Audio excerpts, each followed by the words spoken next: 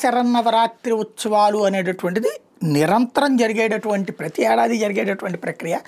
దానికి ప్రత్యేకంగా అప్లై చేసుకుని మా ఏరియాలో మేము పూజ చేసుకుంటాం, మా ఇంటి దగ్గర భజన చేసుకుంటాం, లేకపోతే మా ఏరియాలో టెంట్ వేసుకుంటాం, అక్కడ పూజ చేస్తాం అని అడగాల్సిన పని ఏంటి?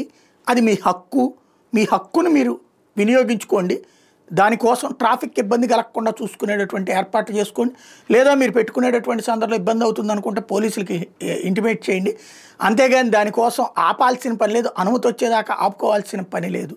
ఈ మాట ఎవరన్నా అంటే అనేటటువంటి బాధ్యత కలిగిన, లేకపోతే అంత ధైర్యం కలిగినటువంటి ప్రభుత్వాలు ఏమైనా ఉన్నాయా? లేవు. ముస్లింలకు సంబంధించి క్రైస్తవులకు సంబంధించిన కార్యక్రమాలు అయితే వాళ్ళు ఏం నిర్వహించుకున్నా వీళ్ళు అక్కడికి వెళ్ళి సెక్యూరిటీలు ఇస్తారు తప్పించి నువ్వు ఇక్కడ పెట్టు, నువ్వు అక్కడ పెట్టు అని చెప్పే దమ్ము ధైర్యం ఏ ప్రభుత్వాలకి లేదు. అదే హిందువులది అయితే కనుక పర్మిషన్స్కి నానా తిప్పలో పెట్టేటటువంటి పరిస్థితి ఉంటుంది. అట్లాంటి సిచ్యువేషన్లో ఈ మాట మాట్లాడినవాడు అస్సాం ముఖ్యమంత్రి హిమంత బిశ్వ శర్మ, భారతీయ జనతా పార్టీ ముఖ్యమంత్రి. కాబట్టి నిర్మోహమాటంగా చెప్పుకొచ్చారన్నమాట.